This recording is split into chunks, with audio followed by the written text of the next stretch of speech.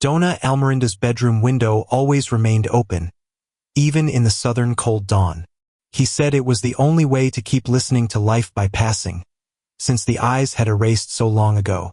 The wind brought to her the sounds of the street, the birds, the distant river, and sometimes the horses of horses on the mud road. It was his way of staying alive, present, somehow part of the world. Every day, at the same time, he sat in his straw chair and waited. With his handy hands resting on his lap, he kept his head slightly sloping, as if he hears a secret. It was there, in that silence full of memories, that she talked to the past. "Would you come back on this road, Geraldo?" he murmured, and no one heard except the wind. The neighbors were already used to the fragile and serene figure of the old lady at the window. Some said she was waiting for someone. Others, which just pretended to hear to endure loneliness. But there were those who guaranteed that, once she had smiled before raining, as if someone had told her. It was the kind of woman who knew more than she said. And so the window was still open, witness to the days and decades. A living picture of a woman who didn't see, but who saw what many ignored. The window was her bridge with eternity, and also with a bull that she once loved without knowing she would love. The love between Almerinda and Geraldo was not one of those full of words. It was made of kids' gestures, calling hands meeting silent, looks that said more than any statement. They lived in the fields, taking care of the animals and the earth, as who takes care of a child who never came. A simple but meaningful marriage. Geraldo was a man of few words and many acts. Every day he left a bouquet of field flowers on the coffee table. Never explained why, nor did it need. Almerinda smiled and said, "Today he loves me in yellow." When she began to lose vision, he began to describe the world with his eyes, narrating the color of the sky, the shape of the clouds, and even the brightness of the eyes of the animals. In the last spring together, he appeared with a newborn calf. "It's yours," he said, with a knot in his throat. "I want this one to grow with your calm and your heart." Almerinda, almost without seeing, ran a hand over the soft skin of the animal, feeling the vibrant energy of youth. "You gave me life again, Geraldo," he whispered, thrilled. They took care of the calf together for a few months, until Geraldo got sick. It was fast and unfair, like tragedies that do not send warning. And the calf stayed as the last link between the two. That afternoon when the calf arrived, it was raining hard. The mud of the road pasted the boots and the water dripped from the roof as a waterfall. Geraldo appeared at the corral door with the animal wrapped in a tremendous, wet bag. "I found him alone in the pasture. The mother died with the lightning," he explained, wiping his forehead with the scarf. "But he's strong." Almerinda, even almost blind, knelt beside her calf and ran her hands over her body. He felt his heart beating fast, her hair and a certain despair in the eyes she couldn't see, but she recognized with her soul. "He needs a name," he said, and Geraldo replied, "Call Hope." The calf grew strong, spoiled by Almerinda.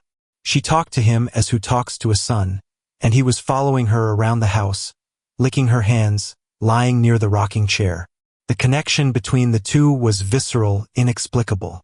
A link of soul of those who do not break either with time or death. But a few months after Geraldo's death, the neighbors sold the farm animals without consulting it.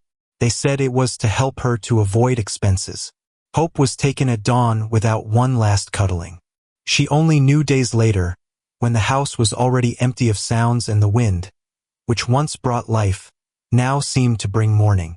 The room where Geraldo spent his last days smelled of eucalyptus and silence. The heavy curtains filtered the light of the late afternoon, casting soft shadows over the pale face of the man who once raised fences with his own hands. Almerinda sat beside the iron bed, with his hands resting over his, which were now cold and fragile.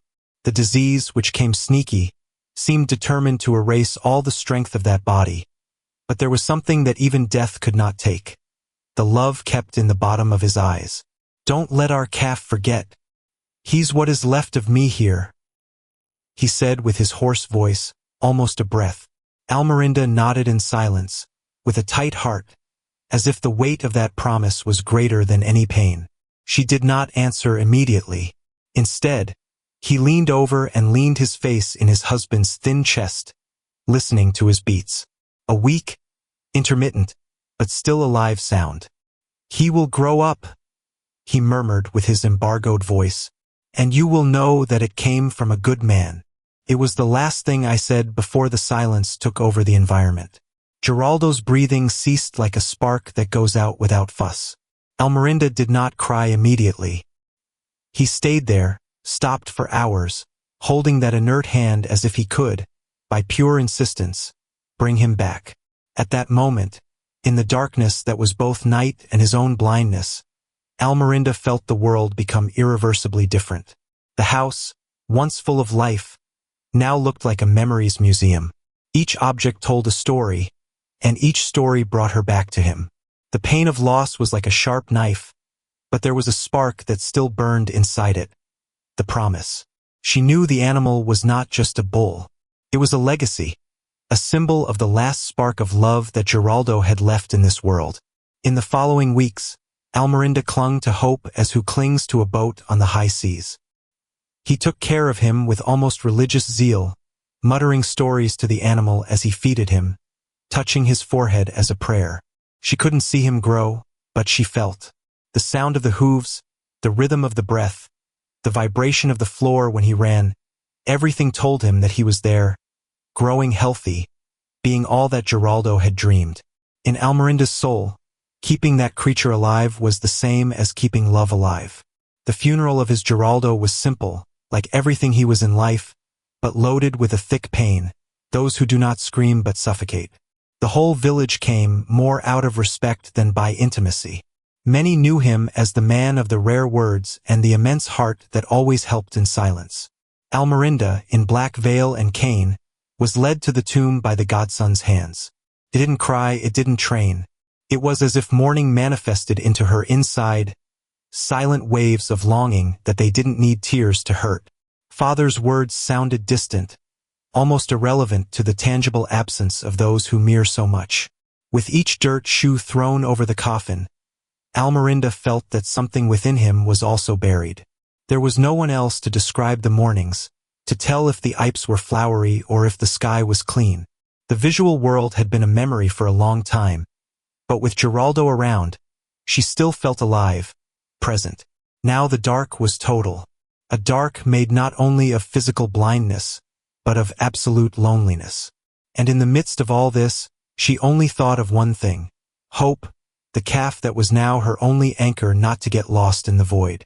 In the following days, Almerinda wandered around the house like a ghost. He touched objects as who tries to recognize the past with his hands. The forgotten hat in the hanger, the leather jacket that still kept his smell, the chipped border mug he wore every day. Every corner of the house breathed Geraldo. And when she called for hope, the calf was running, brushing her muzzle in her hands. It was as if that animal knew, in the deepest instinct, that now carrying a new role, to be the living presence of a love that refused to die. Almerinda started talking more to him. He told his memories, asked for advice like who talks to an old friend. When no one saw, she laughed alone, remembering phrases that Geraldo said, and cried when the silence of the night reminded him that the next bed was empty. But there was always hope. The animal, which grew robust and obedient, was like a mirror of all that was good in Geraldo. And in the soul of the widow, a certainty was established. That bull could never be treated like any animal. He was more. It was promise. It was history. It was love. Time has passed as the stations pass to those who live in the countryside without haste, but with deep marks. Almerinda aged in silence, accompanied only by the old house, the furniture that ranked memories and the wind that, from time to time, seemed to whisper Geraldo's name at dawn. The neighbors were changing, the children grew up, and many forgot the history of the man who left too early. But she doesn't. Inside, every detail of that love remained untouched, like a photograph hidden in a drawer that no one else opens but refuses to yellow. Hope grew until it became a magnificent bull. Strong, imposing, but with a sweet and attentive look that made him different from other animals. For years, he was careful with devotion. Almerinda never allowed them to sell it, even if they marked it with iron. He said he already had his mark, the mark of the soul of those who loved him. But the world around it changed, and over time the farm had to be undone. The debts tightened, the nephews came up with arguments that she was already too old to take care of a bull. And in a rainy dawn, so equal to what he had arrived, hope was taken. She woke up with silence. Strange. He called him once, twice. He did not hear the hooves, nor did he feel the hot air of breathing near the porch. The heart beat strange. He walked, glowing the walls, to the corral. Empty. The still wet floor revealed out and not coming back. She fell to her knees right there, without having to see anything. I knew, like a mother who feels her son torn from her chest. No one had the courage to tell. When they finally did, 3 days later, they used soft words, rational justifications, practical arguments. But nothing was enough to fill the hole opened in that woman with a faded look and lit heart. Since that day, Almerinda stopped leaving. The window was still open, but she no longer spoke.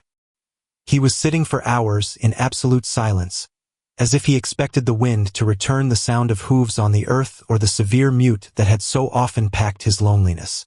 The world outside continued spinning, not knowing that inside that house, time had stopped.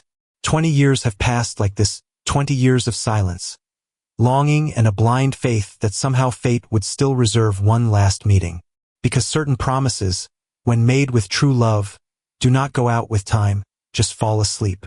The sale of hope was decided between words whispered in the corners of the house, away from Almerinda's attentive ears. The nephews, sons of a distant brother, saw in the robust bull an opportunity for profit. She won't even realize, they said with that coldness practice of those who measure the world for what weighs on the scale or fills the pocket. The widow, blind, but no fool, had already felt that something was wrong. The smell of intentions is different, and she knew him from a girl. But the already tired body and the voice that was no longer heard prevented it from acting. No one else listened to her. It was as if your presence there is just an echo of what you once went, and no longer an authority of the house. The transaction was made quickly. 2 men came from outside, with a dirty truck of mud and hasty eyes. They threw ropes on the bull neck, which resisted with religinos and pads, as if I felt something was wrong. It was a docile animal, but that day it was taken by a restlessness that no one understood. Maybe because he knew.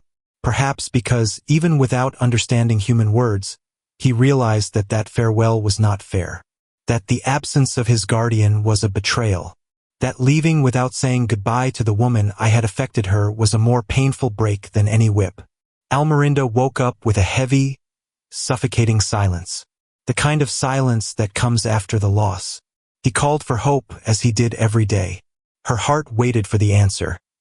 The severe mute, the hooves approaching on the wooden terrace, the hot breath in the cold morning air. But nothing came. The sound that was heard was the engine of the engine, mixed with the gate's creak. She tried to leave, but stumbled. He fell to his knees, and was there, as if he feels the ground flee. It touched the earth, the wood, the empty bars of the corral. The world once again was cruel. It wasn't just the bull that had been taken. It was Geraldo's last living memory. It was the link with the past, cut without mercy. In those days, no one had the courage to face her. The nephews disappeared for a while, and the neighbors looked away as he crossed with her on the street. Almerinda did not accuse them, did not shouted, required nothing. But his soul closed. He began to live with the radio off, without visits, without talking. It was as if his presence had collected himself to an inner world where it only existed, Geraldo and the sound of hooves that now echoed only in his memory. The sale of hope was not just an unfair transaction. It was a spiritual rupture. One wound that time would not heal would only hide under the thick skin of longing. The animal fair took place once a year, always in the early winter, when the cold tightened and the fields were golden brown. It was tradition in the village. Traders came from neighboring cities, creators showed their oxen, horses, sheep, and the center of the square became a great rural show, where negotiations, applause, and even small auctions animated the village for 3 days in a row. After many years forgotten, the fair returned tight that year, driven by new investments from the city, and a wave of nostalgia that invaded the region. "Let's do it as old," said the organizers. But for Almerinda, this return was no party. It brought a omen. Sitting on the porch, she heard the announcement in the speakers that echoed the streets. "This Friday, do not miss the cattle fair. The largest bull in the region will be presented to the public." She could not explain, but when hearing those words, a chill traveled her body. It was as if a forgotten presence returned to around his soul. He did not hear the name of the animal, nor did he recognize voices, but there was something in the tone of that disclosure that moved his bowels. The silence of the 20 years began to vibrate different inside her, like an old rope that tension again with the right breeze. A kind of vibration that only those who love truly understands. On Friday morning, she asked a neighbor for help to get ready. He chose the shawl that Geraldo had given him on his last birthday, put the silver brooch he wore on Sundays, and combed his hair with his hands, with the delicacy of those who prepare for a reunion. When the neighbor asked why so carefully, she just replied, "Today is the day to see what the soul never forgot." The phrase sounded enigmatic, like everything that came out of Almerinda's mouth in recent years, but it was enough for the young woman to offer her arm and take her to the square. The whole village was surprised to see that fragile lady walking through the stones, cane and head held high, as who returned from spiritual exile. The smell of hay, the sound of the animals, the noise of the wagons, all that brought to her memory a world that thought buried. When the announcer announced with enthusiasm, "Ladies and gentlemen, the most imposing bull of this fair, straight from farms in the interior of Parana, with almost a ton of strength, Black Diamond," Almerinda stopped, took a deep breath, and even before the corral gate opened, she already knew. I didn't need eyes. The heart, which for decades had kept silent, now shouted. The past was back, and with him, the chance to fulfill a promise that was never forgotten. The surrounding bars opened with a metallic creak that tore the air as announced more than just the entrance of an animal. Announced destination, reunion, repair. A dense silence spread between the crowd, as if everyone instinctively knew they were about to witness something that went beyond the fair routine. And then he came up, immense, dark coat like wet coal, with a firm look and the serene posture of those who carry a story on their backs. The audience applauded, delighted with the size of the animal. But no one could understand what that moment meant to the woman with white eyes who, immovable, expected before the corral. Almerinda did not move. He just lifted his face to the wind, as if waiting for a sign, and he came. The severe and rhythmic sound of the hooves hitting the earth, the brush of the straw under the animal's feet, the deep mused, almost a lament, crossed the space and reached their memory like an accurate arrow. That sound, that rhythm, that guttural and ancestral sigh. She knew. Before anyone could say a word, his hands were already shaking, his chest poured with the weight of certainty. Her soul recognized what the eyes could no longer see. It was him. It was Hope. Black Diamond, as they had named the bull for commercial purposes, stopped at the center of the surrounding. His gaze traveled the crowd, restless. The keepers tried to guide him with sticks and ropes, but he resisted. And then, in a movement that challenged logic and reason, he became slowly, as attracted to an invisible force. His eyes found Almerinda, and then everything stopped. The sound of the public, the shouts of the traders, the organizers' whistles, all disappeared, swallowed by that sacred moment. The bull walked to the nearest grid and, to the general astonishment, lowered his head before the elderly woman, as those curved in the face of something sacred, as who meets a home. The public, without understanding, was astonished. Some laughed nervously, others filmed with their cell phones, but no one dared to interrupt the scene. Almerinda stepped forward with her hand out and leaned her trembling fingers on the animal's forehead. "You came back, my son," he whispered with a 20-year waiting voice. The bull closed his eyes, a moment of pure, inexplicable, sweeping connection. It was as if the whole world had stopped to witness the reunion of two hearts that never forgot, despite the absence, distance, and time. And at that moment no one else doubted. That bull was not just an animal. It was hope, and had come back to fulfill what love had promised. The mutido echoed like a clean thunder. It was not just an animal sound. It was a scream coming from the depths of memory, crossing the years, piercing time as a lightning that breaks the earth. The Taurus, before Almerinda, issued that sound with his eyes clenched and his inflated chest, as if to say to the world what words could not. I am here. I came back. I remember. And that sound has not only found the old woman's ears, but entered the hearts of all present, causing a heavy, reverent silence, as if, for a brief moment, the animal fair became a cathedral of memories. Almerinda took her hand to her chest. The Turos migrated, so familiar and deep, seemed to reverberate inside her, as if his body were an extension of that sound. It was impossible to contain the tears. They came hot, shameless, without containment. It was the cry of a life that finally made sense again. The surrounding people looked at her silent, some in respect, some in confusion, but no one dared to interrupt that inexplicable ritual. It was a reunion that no script would dare to write, and even the most skeptics felt, there in the face of something that challenged logic. The organizers of the fair looked at each other, worried. The triumphant entrance of the bull had been scheduled to impress and perhaps sell. But what they were seeing was another show, a sole spectacle. The speaker, already with the microphone off, remained silent. The tamer tried to call the animal, slightly pulling the rope attached to his neck. But the bull did not move. Planted before the woman, he kept his head down, immovable, as if he understands that there was something sacred there. The public gradually began to approach in silence, attracted not out of curiosity, but for a kind of ancestral respect. Everyone felt, even without understanding, they were facing an impossible reunion. Then, for the first time in 2 decades, Almerinda spoke loudly. Not for you, not for the wind, but to everyone there. This bull has a name. It is called Hope. And it was all that I was left of the man I loved. The voice, shaky but firm, cut the air like a wire of razor. People began to murmur. Someone asked if it was true. Another remembered the story of the calf.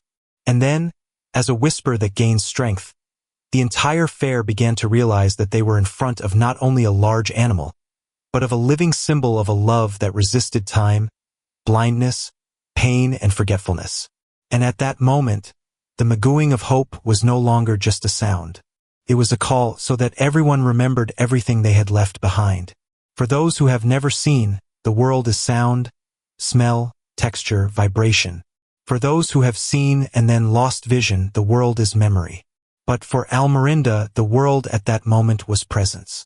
Such a real presence and so much laden that it transcended the boundaries of the body.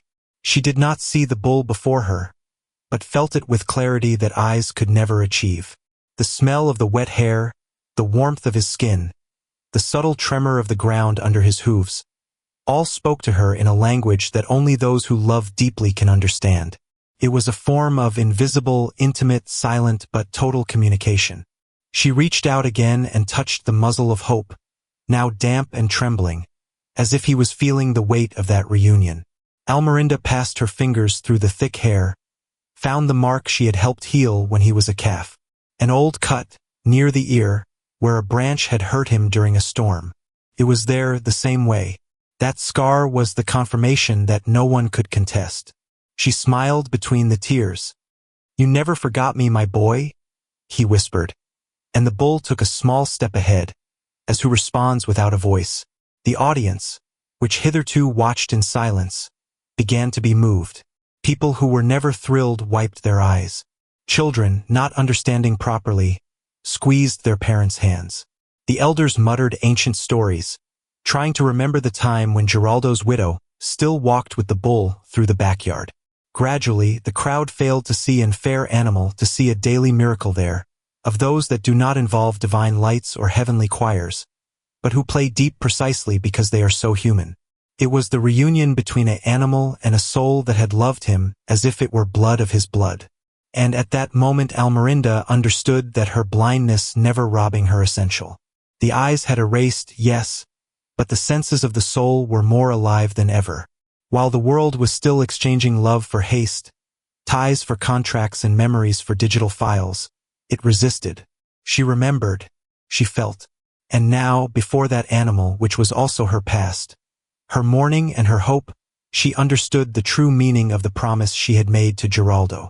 It was not just maintaining hope alive. It was to keep the ability to feel alive, even in a world that unlearns every day. For 2 decades, Almerinda walked just inside him.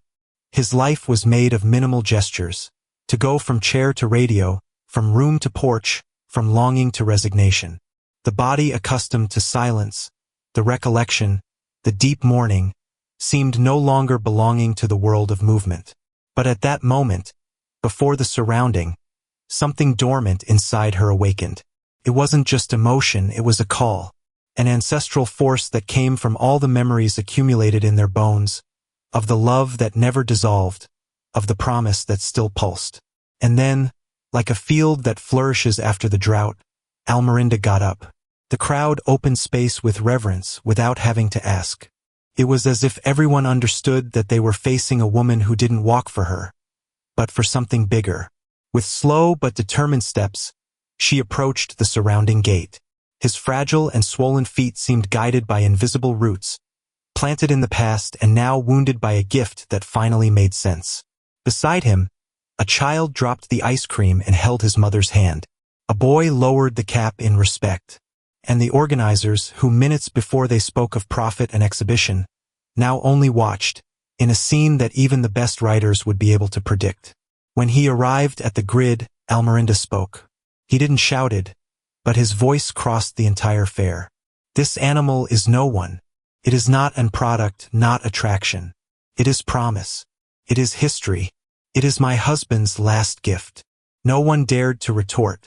It was as if his words were carried out of a weight that is not measured in arguments, but in fact.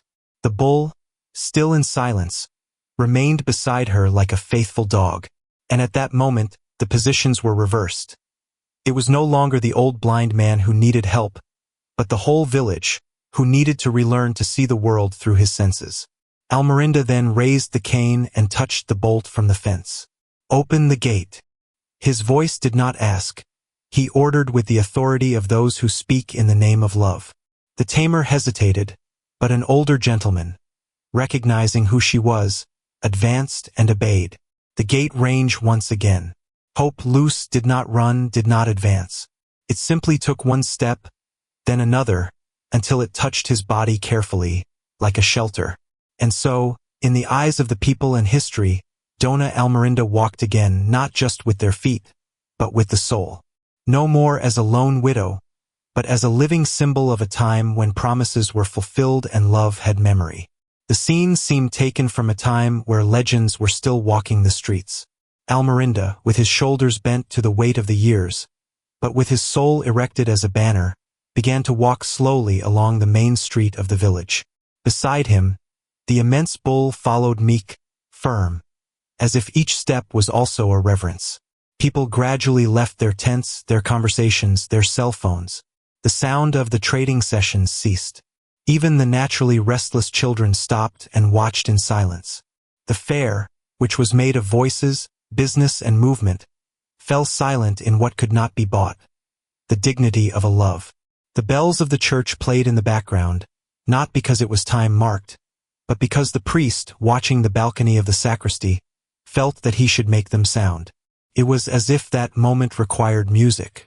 And what another melody there would be but the echo of bells to accompany a blind woman leading a bull as if they were exiled kings returning to her homeland. It was not a religious procession, but it had the strength of an epiphany. It was faith in what resists time, memory, love, promise. And every step she took, every gentle mute that hope released, seemed to dig up asleep feelings in the hearts of the people. People who had never talked to Almerinda now followed her in silence, forming a human, reverent row. There were no applause, no screams, just a joint walk, as if everyone wanted to accompany that woman who, despite her blindness, saw clearly what everyone had forgotten. A group of young people started registering everything with cell phones, but soon stopped. It was like filming that was a desecration. The moment required more than clicks, required presence, required respect, required delivery. Almerinda didn't say where she was going, and no one asked. I just walked, safe, as if he knew exactly the way, guided by something stronger than reason. When he arrived in front of the house where he lived with Geraldo, he stopped. He touched the gate, and his fingers found the old rust, the latch he herself closed so many years ago. Hope leaned against the fence, as if also recognized the smell of the earth, the silence of that porch. She lifted her head and said, "Not to the gifts, but to the wind. I came back, my love. I brought him back. I fulfilled." And at that moment, even those who believed nothing, they believed in everything. That night, a fire was lit in the backyard of the old house. It was not a June party, no holiday. It was just the way the neighborhood found to honor what everyone had witnessed, and perhaps secretly to better understand what they felt. The flame danced in the dark as if he had a life of his own, illuminating emotional faces, silences that said more than speeches, and contained smiles from those who recognized the invisible strength that connected that woman to the bull. Almerinda was sitting in an old wooden chair, wrapped in a wool shawl. Beside her, lying on cold earth, Hope rested with half-circled eyes, as if the heat of fire was less important than the warmth of that presence.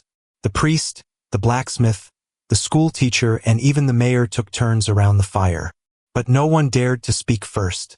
Everyone was waiting for her, for the woman who had turned an animal into a symbol, a reunion into redemption.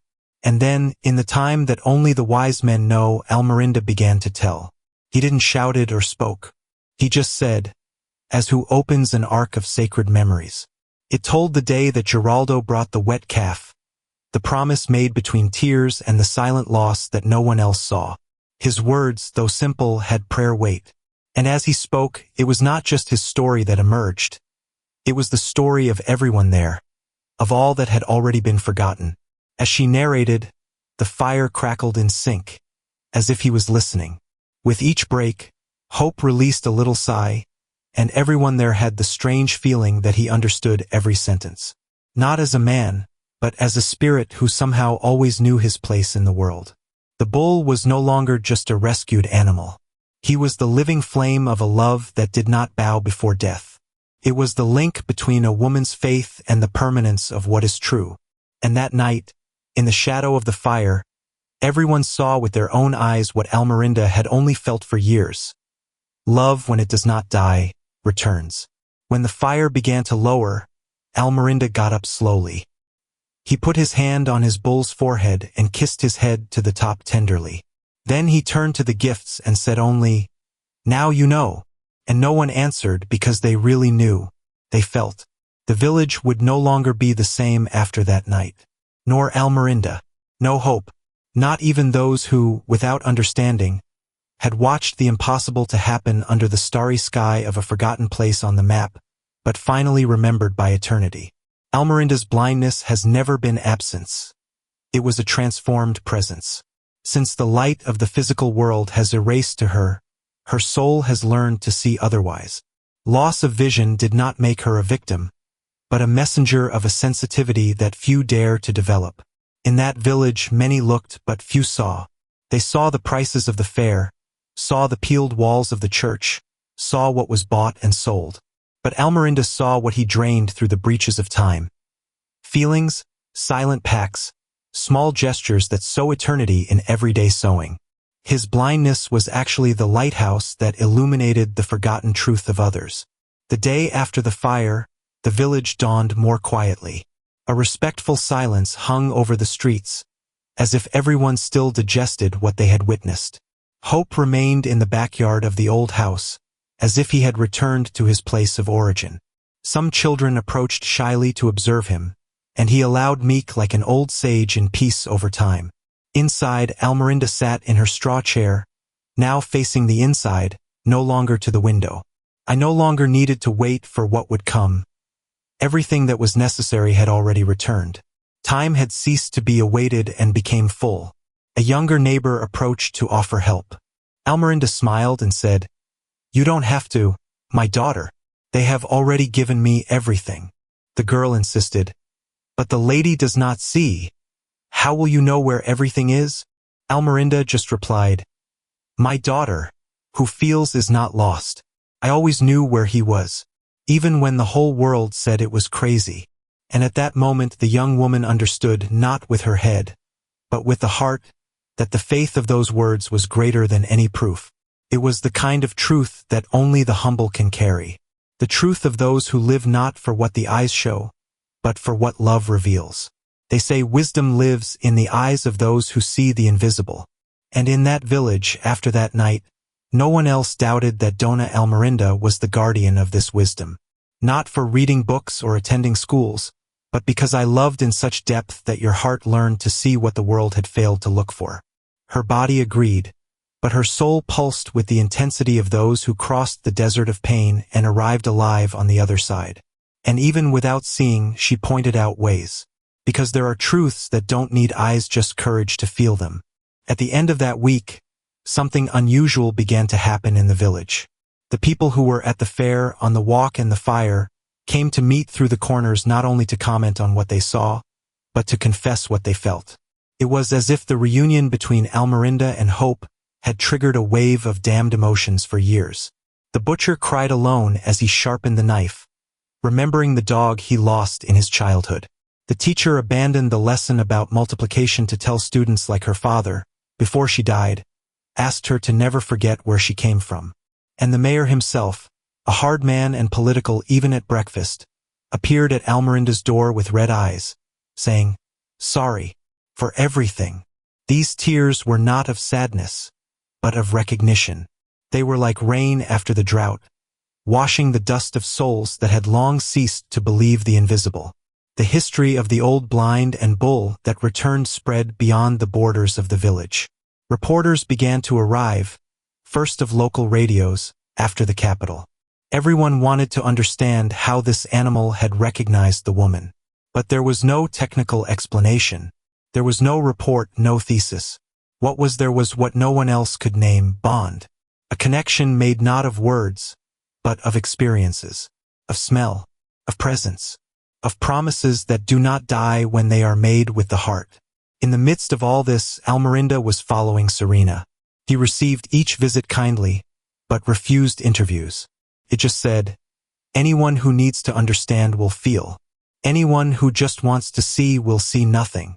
She didn't seek fame or justice, just peace. And surprisingly, he began to receive it in the most unexpected forms. Children left flowers in their gate.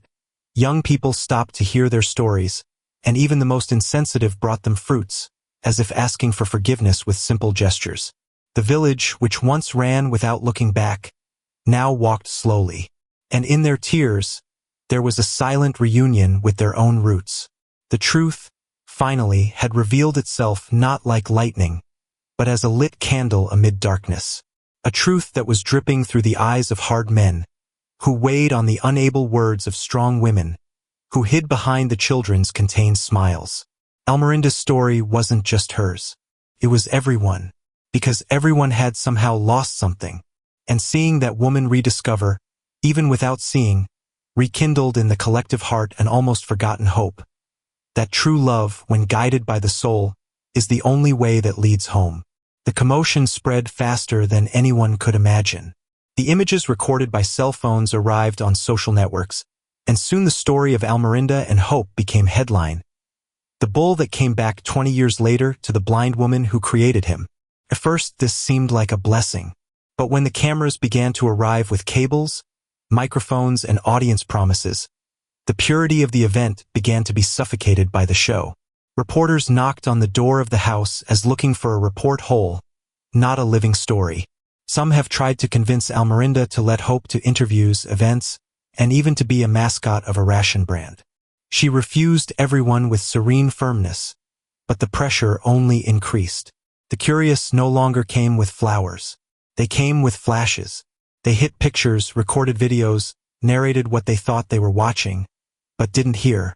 For them, Almerinda was now an exotic, almost folkloric figure, the old mystical lady, the blind of the Taurus, the holy of the Sorteo, and the more she refused to participate in this circus, the more they tried to force her presence. One broadcaster came to offer money. To improve his little house, they said. And when she replied that her house didn't need reforms, but silence, laughed. The media wanted a packed miracle, and it only offered true. This, for many, was unacceptable.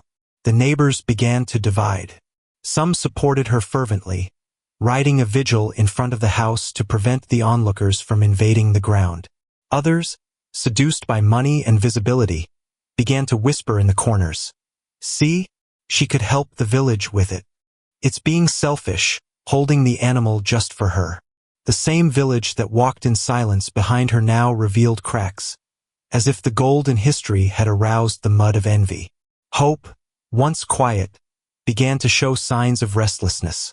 Mugate at night, heavy breath. It was as if he also felt that peace was threatened. Almerinda, realizing that the truth that had thrilled so many began to be distorted, gathered residents on Sunday morning. He asked them to feel around the fire, as on the first night. And he spoke calmly but firmly. This bull is not a symbol of anything to be sold. He is promise. And promise is not negotiated. Anyone who wants to hear our story, listen with the heart. Whoever comes with another intention will be received with silence. At that moment, the flame lit her burned stronger than any spotlight. And even among the angry, many realized ashamed that they were trying to rip flowers to the force of a garden that only sprouted with love. For those who live in the darkness of their eyes, the world becomes an orchestra of smells, sounds, and textures.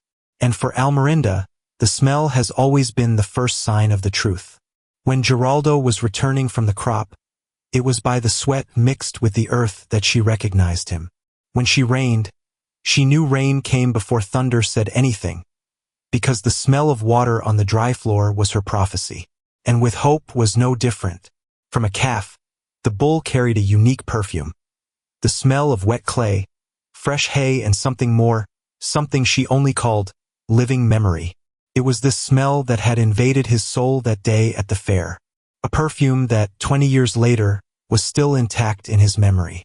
In the days that followed the attempt to show, Almerinda took refuge in the backyard. Not out of fear, but out of necessity. The external pressure could try to turn everything into headline, but she knew where the truth lived, and was there, in her reach, in the form of a muzzle that looked for her every morning, in a silent ritual of reunion. She stroked Hope slowly, passing her fingers through the hair, leaning her face near the animal's thick neck. And then it breathed, deeply, like who feeds.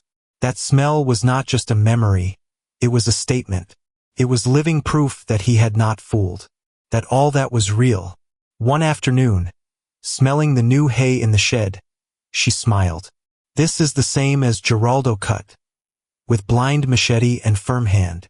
And Hope, as if he understood, let out a small mute and approached, touching her shoulder with his head.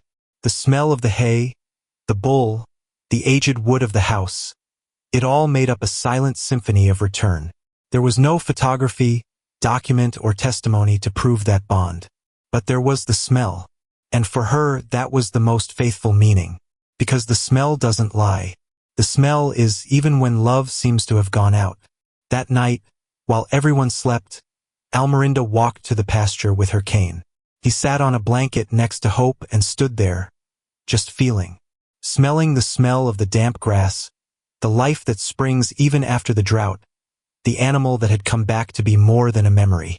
And there, between sighs and wind, she spoke alone. Thank you, my God. The world wanted to forget. But the smell kept everything. And Hope, as if he wanted to answer, lay beside her, her hot body protecting her from the cold. It was like sleeping within longing and waking up within eternity. It was a gray late afternoon, with the sky weighing on the roofs and a strange silence hanging in the air. There was something about to happen, as if the universe remained breathing. As he took care of the feet of Hope, one of his neighbors, the old Romeo, a retired and curious blacksmith by nature, noticed something that had escaped everyone until then. A small, old and oxidized copper ring, attached to the right ear, almost hidden under the fold of the leather. He approached with respect and touched the cold metal. He frowned. He knelt down to look closely and whispered, My God! This here I did. The rough and slightly crooked ring had been forged by Romeo more than 20 years earlier, at the request of Geraldo. He remembered as if they were yesterday. I want to mark this calf, but not with hot iron. Just to recognize from afar if one day he gets lost. Nothing that hurts, said old Geraldo, firm. Romeo had laughed at the time. Marking Taurus with ring? It will end up becoming people. But he did it with love. And now he was there, not a symbol of possession but of promise. The ring still attached to the ear of a bull which, according to all, should never have returned. But it came back. And with him the truth that only the small details reveal. The news spread as a fire in Kapinseldry. Those who still doubted had to shut up in the face of material proof. Reporters, authorities, skeptical, and opportunists ran to see with their own eyes what even poets would hesitate to write. Romeo gave his testimony with his embargoed voice. I was the one who put this ring. This is hope. It's the same calf that Geraldo created with father's love. And suddenly what was seen as legend or exaggeration gained the cold seal of reality. Time had come, but the truth had resisted. The ring, now sacred symbol, sealed not only the identity of the bull, but also that of Almerinda, the woman who never doubted. Almerinda, by touching the ring with her fingers, felt something break inside her. Not pain but liberation. It was as if, for years, he had walked with the weight of believing herself. Now no longer. Now everyone knew. She lifted her face, wet with tears, and said, This is not a ring. It's an altar. That's where my husband has tied eternity. And hope, as it was understood that now the last doubt had been undone, moved hard and pawed on the floor. It was the sound of the end of a search. It was the earth responding to heaven. It was the certainty that love, when it is true, does not disappear, just waits for the right time to return. On the Sunday after the discovery of the ring, the church was full as in the old days of baptism and procession. But it was not ordinary mass. Father Eduardo, a contained man with a meek voice and a discreet posture, climbed to the pulpit with a folded paper in his hands and his face loaded with reflection. Before speaking, he looked around and found the eyes of almost every resident of the village teary, anxious, disturbed eyes. In the background, sitting in the last banks, was Dona Almerinda, accompanied by a young woman who read the psalms for her in a low voice. The priest cleared his throat and said only, Today we are not going to talk about the gospel. Let's talk about the truth. For 20 minutes he didn't preach, confessed. He said that for many years, he became Almerinda as a good but resigned soul, almost forgotten, who had never wondered why such a firm woman never left the gate. That, like so many others, had thought that her silence was sadness, when it was in fact fidelity. And then, in a firm voice, he raised the paper and read a letter that Geraldo had left with him 2 decades earlier. A letter that should only be opened when hope returned. In it, Geraldo said that if something happened to him, the calf was from Almerinda, that he was a symbol of everything they built together. Don't let them take it from her, said one passage. And there, before all, the priest cried. The mayor, sitting in the first row, then stood up. He was a vain man, accustomed to speeches, but there, before that woman and those people, his words trembled. He asked for forgiveness. He said he had authorized the fair, the ads, the bull exhibition, not knowing the story behind it. That had been led by promises of visibility and profit. But now, after all, I understood that that animal did not belong to the city, neither to the fair, nor to anyone but it. And then, in an unexpected gesture, he signed a symbolic document right there, stating that the terrain of Almerinda's former farm would be preserved as the village's effective and cultural heritage, and that hope would never be removed from there. The population applauded, not with shouts but with slow clapping, thrilled. It was as if everyone recognized at that moment that they were not only correcting an injustice, but also recovering their own humanity. Many approached Almerinda at the end of the ceremony, not to ask for forgiveness, she never demanded that, but to thank. The old lady, with white eyes and a whole heart, just smiled. Now do you see? He asked. And all, even those who said nothing, knew yes. Because when love is so true as to expect 20 years in silence, there is no blindness that resist. And that morning, finally, the whole village learned to see. That same night, after the priest's announcement and the mayor's noble gesture, the village seemed to breathe lighter. It was as if a veil had been removed from the collective soul. And yet, there was something in the air that was not explained with words.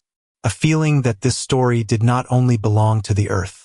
Almerinda, silent as usual, returned home on the arm of two young people who now treated her like a sacred matriarch. They sat her in the porch chair, shrugged her with a shawl and walked away. The sky, cloudy all day, slowly lightened as if the night also wanted to hear. She asked them to leave the door open. The moon, still shy, projected light on the yard, where hope was slowly walked, as if making round in sacred territory. Almerinda then started talking, low but in a clean, firm voice. Not for others, not to the living, to heaven. Spoke to Geraldo, not like who regrets but as who reports. It worked, my old man. You knew he would come back. I knew too, but no one else believed. Until he came, as a dream that wakes us up. And then his voice began to rise in intensity, as if each word echoed not in human ears, but on the invisible walls between this world and the other. Today they listened to me, love. They saw me. Because of you, because of us, because of our boy. The tears ran down, but her body didn't train. It was cry of liberation, of mission accomplished. Hope approached slowly and rested the muzzle in his hand. She laughed between the tears. Even the skies listened, Geraldo. I know. The moon came out just to see. You see from there, right? You promised you would send me a signal. And look, the whole world listened to our story. And then, for the first time in many years, she sang. Not with tuning, but with truth. An ancient song, those who learn with the grandmother on the wood stove, of those who cure pains that have no name. A melody-shaped prayer. And there, on that simple porch, in the pale light of the moon and the serene look of a bull that was already more spirit than animal, an old woman sang to the heavens, and the heavens heard. Because there are voices that do not need microphone, stage, or multitude. They just need love. And when the voice is born of true love, it rises.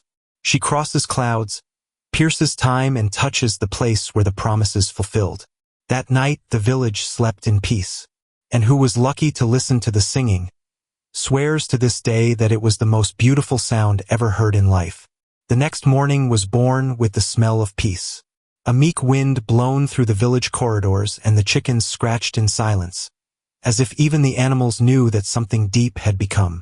It was the kind of day when it takes a deep breath and thanks for being alive. Almerinda woke up before the sun, as usual, but for the first time in years did not feel the weight of waiting.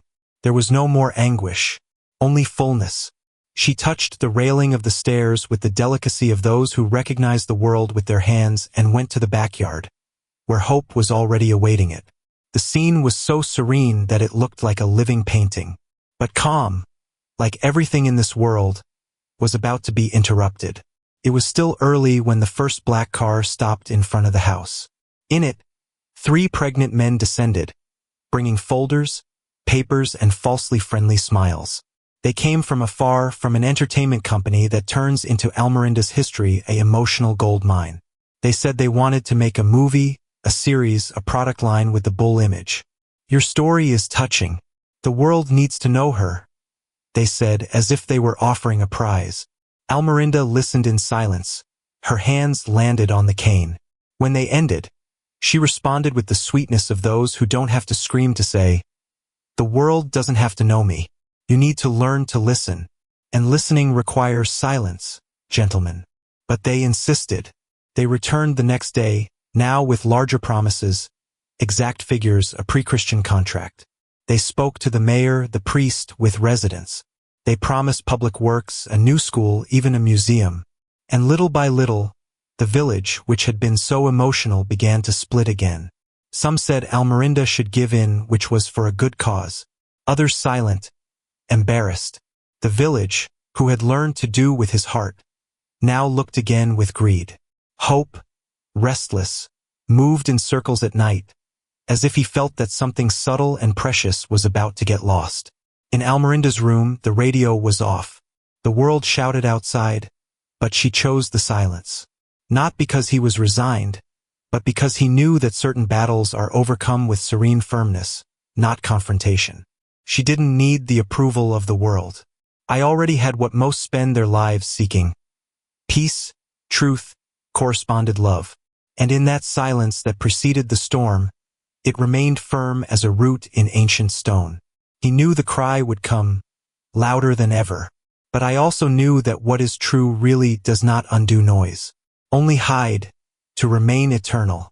On Saturday morning, Almerinda woke up with the noise of voices outside the house. It wasn't the usual sound of neighbors exchanging greetings. It was a dense, agitated, tense buzz. She dressed calmly, ran a handkerchief over her thin hair and, with the help of the cane, walked to the balcony. Outside, a crowd formed. They were not just residents. There were strangers, cameras, banners with logos from broadcasters and businesses. Posters that said, "The story that touched Brazil now, in the cinema." In the middle of the riot, a makeshift stage had been erected with wooden boxes. About him, the mayor spoke excitedly. "This village will enter the map. We will be the new symbol of faith, strength, tradition." The people applauded, confused, divided. Many there were thrilled days before. Now, numb by the promise of progress, they surrendered to the grandeur of the show. The producer's representative smiled, pointing to Hope as if he was already a statue ready to be sold. The bull, cornered, walked in circles inside the surrounded, restless, tense neck, his eyes lost in search of something familiar. Almerinda felt the floor vibrate under her feet. It was the same kind of vibration he had felt the day they took him 20 years ago. And then, without asking for permission, she crossed the crowd in silence, paving the way with her presence. In front of the stage, Almerinda stopped. He did not lift his voice, nor did he ask for permission. He just spoke, and everyone silenced, as if the air itself had stopped to hear it. "You want to turn a living story into a monument. They want to imprison what can only exist in freedom. My husband didn't leave me gold or land. He left me a promise. And this promise has pause, has soul, has a name. I will not allow it to be negotiated as cattle." The crowd hesitated. One of the entrepreneurs tried to intervene, but she raised her hand. "What is mine for love? No one takes money. And if necessary, I open it with my own hands." The phrase fell like stone in the middle of the river. The priest, thrilled, approached and supported his hand on her shoulder. Romeo, the blacksmith, withdrew from the stage. And then, as in rehearsal choreography, some people began to tear the posters. Others took their cell phones out of their pockets and kept them. The applause ceased. The mayor, defeated without being humiliated, descended from the stage in silence. And Hope, on the other side of the fence, changed, not in despair, but in relief, as if he understood that, once again, she had saved him. The village had chosen. Almerinda had decided. And at that moment, the story did not sell itself, protected itself. After that day, the village was never the same, not because it has modernized or because it gained fame, but because it released to respect what is essential. Black cars left, the proposals evaporated, the contracts were never signed. The outside world gave up on the story that could not control, and the village got what the world did not understand, the truth. Almerinda returned to silence, but a new, different silence. The silence of those who fulfilled her mission. Visits have become less frequent, but deeper. Those who arrived came with reverence. Some only knelt before the surrounding, touched the earth and left in silence. The once old and rusty fence was rebuilt with living wood from the nearby forest. But the gate has never been locked. Hope could come in and out as he wanted. And that was exactly what he did. He lay under the shadow of the hose, fired in the backyard, and every afternoons he was positioned next to Almerinda's chair like a sacred watchman. She, in turn, kept her hand in over her back, as who plays not an animal, but an extension of the soul. Sometimes I spoke, sometimes just heard. The two understood themselves effortlessly. They had crossed the time and the noise together. And now, together, it was living proof that love, royal love, remains. The children of the village began to visit the terrain frequently. And Almerinda, who was once a mysterious figure, became a storyteller. He sat in his chair, hope beside and speak. From the fields, Geraldo, the nights of waiting, the late afternoons. Each word was a seed planted in new ears. And the most curious thing is that no one has ever seen the bull move away when she spoke. It was as if he also wanted to hear, as if he wanted to remember, or perhaps he had never forgotten. The house was no longer a place of mourning. It was a sanctuary, and she, the guardian of everything the world tries to erase. On a clean afternoon, Almerinda leaned his head on the shoulder of Hope and whispered, "Now, my son, now we stayed." There was no audience, no reporters, no stands. Only the wind, the smell of the earth, and the meek breath of the animal. Together as they had been promised. There were no doubt, no pending issues. And if time still reserved more days than simple. Because everything that needed to be said, lived and felt, had already been. It was where the story was resting. In the heat of one skin over the other. In the sound of two lives that, for love, became one. The time which once seemed enemy, was now allied.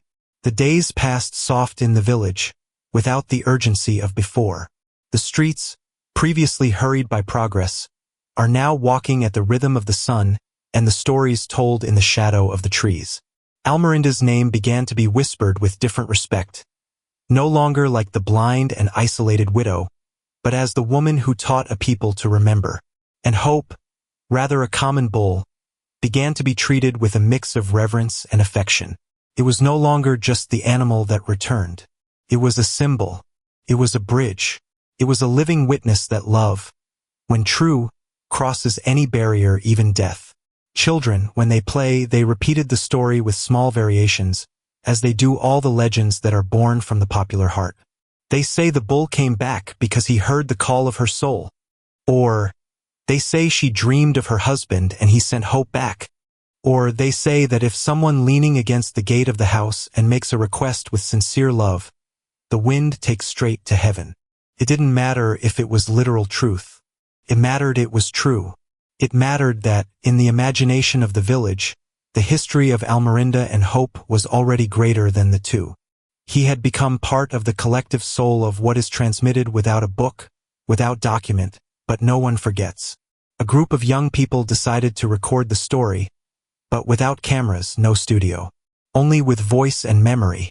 They visited Almerinda, noted their words, drew what they saw, and created a small handcrafted book, distributed for free at school. They called him The Promise of Hope.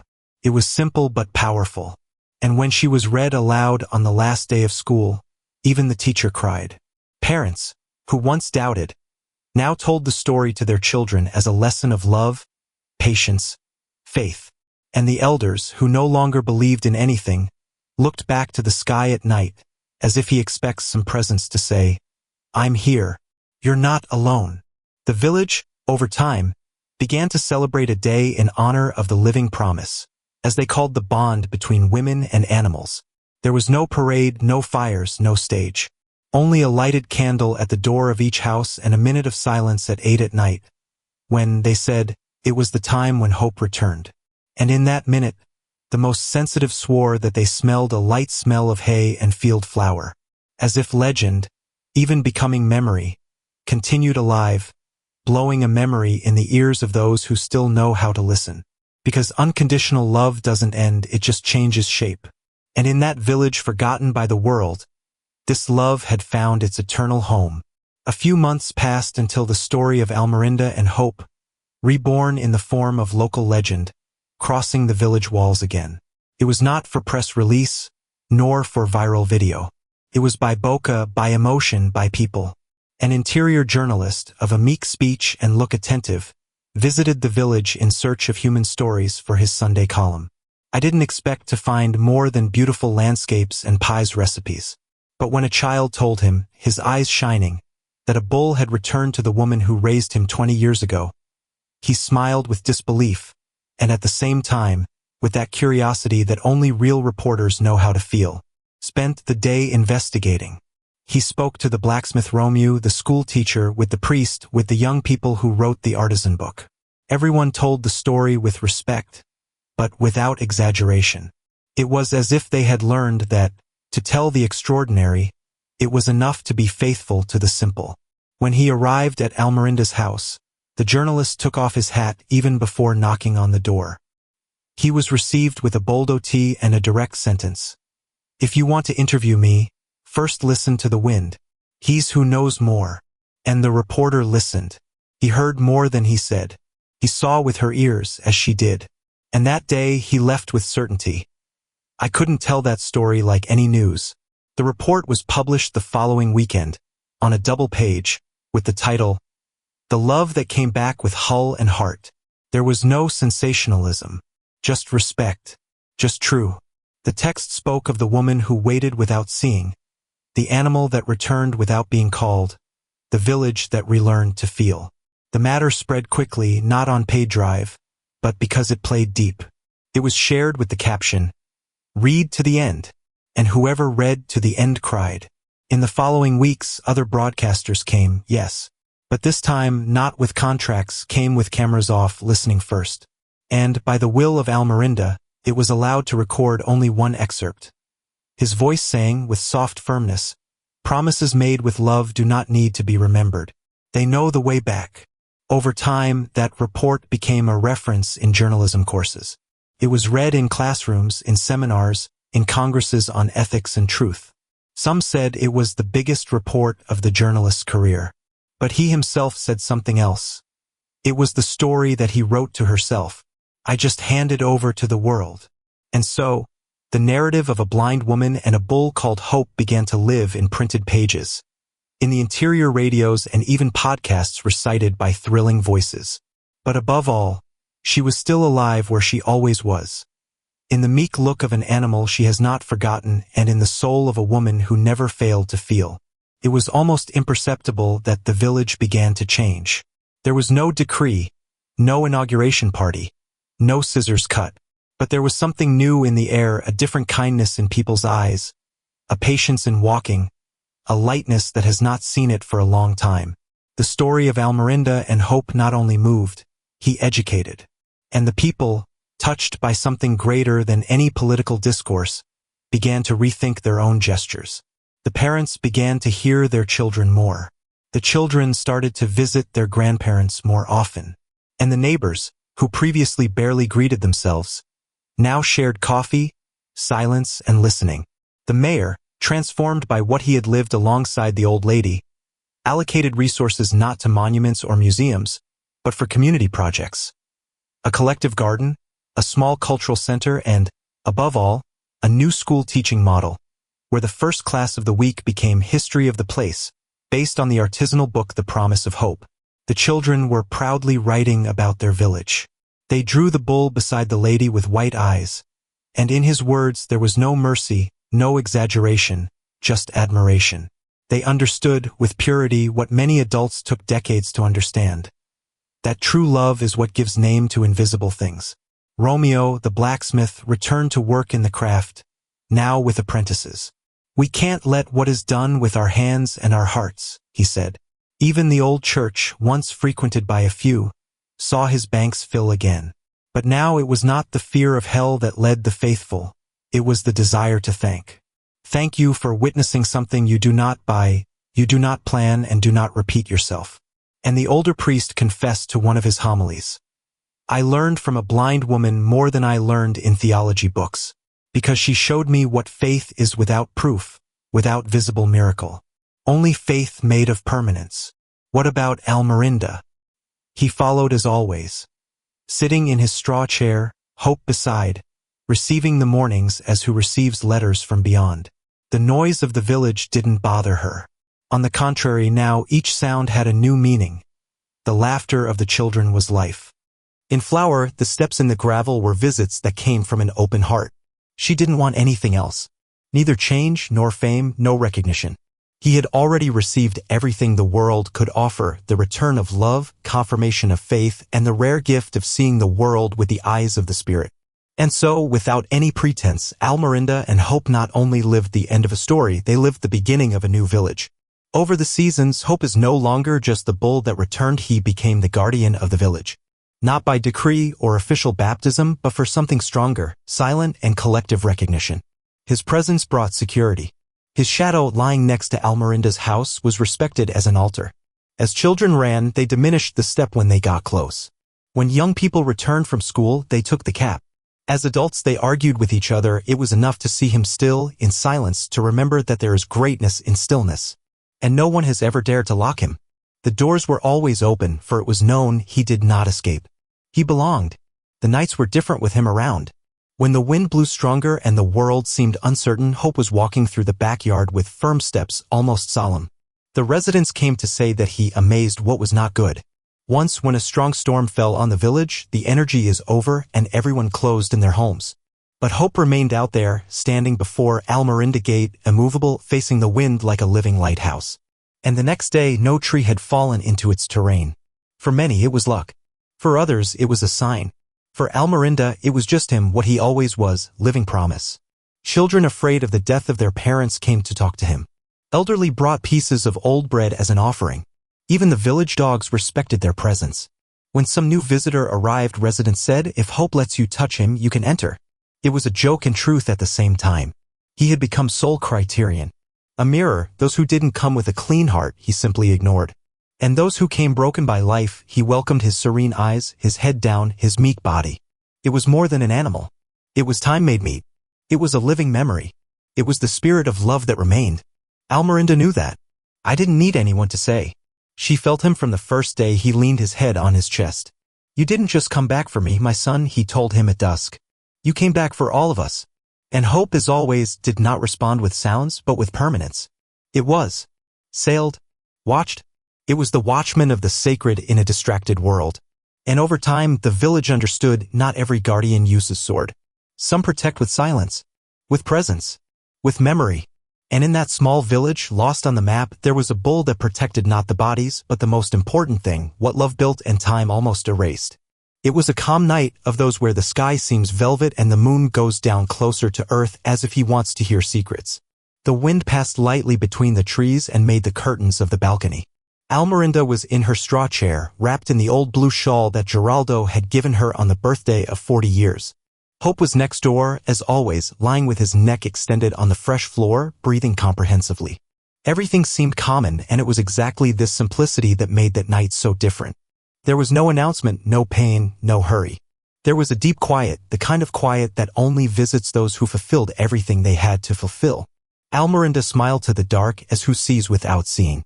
Her fingers rested over the temple of hope and she hummed an old song, the same one that her mother sang as she put her to sleep in the backlands. It was a low corner, almost childish, but full of an ancestral force. The stars seemed to blink in the tune of the melody. And then, in the midst of the song, she stopped. He felt the light air into the lungs and then leave slowly. A piece too big to fit the body took over his chest. "It's time, my son," he whispered to the bull. The promise was fulfilled. "I waited. You came back. Now I can go." She didn't call anyone. He did not say goodbye to the world with words. He just leaned back, closed his eyes and smiled, a small but gratitude smile. His body relaxed, his shoulders gave in, and the last breath came out like a breeze breath. Hope, without making a sound, got up slowly. He touched her face with a muzzle and remained there, still. It didn't change. It did not rest. Just stayed as always did. He stayed there, keeping the lady who had given her the name, the home and the time. It was there, as one who watches the death, but the rest of those who become eternal. When the sun was born, the village woke up earlier than usual, as if something inside each resident had called them. Gradually they arrived. One by one, in silence. They found Almerinda sitting, serene, as if sleeping. And Hope beside, standing as a guardian who does not abandon his post. No one cried loudly. There was no cry, no despair. Only hands that intertwined, eyes that moistened, and hearts that they understood. She had left the same way she lived, in silence, truth, and with hope beside it. And at that moment everyone knew Dona Almerinda had not died. He had only gathered to the place where love came from, where, one day, all who really love they will return. After Almerinda's departure, time seemed to be soft in the village.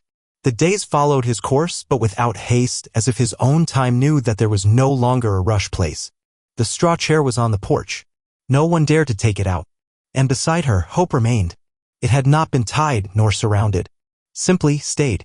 Over the months, I no longer slept in the corral nor wandered for pastures as before. He spent his days there, beside the empty chair, as if he still heard the sweet voice of the woman who called him a son. It was as if waiting for something that only animals and angels understand, the reunion beyond time. The residents respected that silent mourning. The children, as they passed, took off their hats and were silent. The adults left pieces of bread and simple flowers in the housetop. And from time to time, someone approached the porch just to stay there a few minutes, listening to the wind, smelling the earth, trying to understand the mystery that had made a sanctuary that place. Over time, the house was called the Promises House. But no one turned it into a museum, nor at a tourist spot. She remained as always was, alive, untouched, humble, and full of presence. Years later, those who passed through the village still heard the story. It was told as if it were a fable, but with true tears in the eyes of those who narrated. They said that one night, Hope moved one last time, lifted his head to the sky and walked to the river. There he lay down under the stars and closed his eyes. It was found the next day, lying down like who dreams. No sign of pain. Only the serenity of those who know who have fulfilled their journey. It was buried next to the house, under the hose where they now flourished, with each spring small yellow flowers that no one had planted. They said they were signs. Others said they were longing.